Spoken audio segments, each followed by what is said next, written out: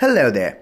Did you know that you can now make your digital board into an image viewer or a video display screen so that your customers stay entertained looking at the yummy dishes and how they are prepared while they wait at the store?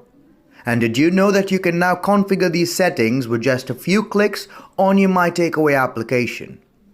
Now here's what you need to do. When you are on the dashboard of the application, you click on the three horizontal lines on the top left-hand corner of the screen and you choose Settings.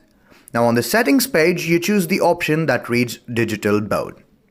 Now on the next page that displays the various digital boards that have already been configured and set up, you just have to choose which one you would like to make into an image viewer or a video display screen.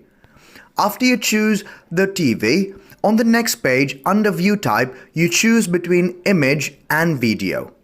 Now the image and video is prepared by our experts down here at FoodHub.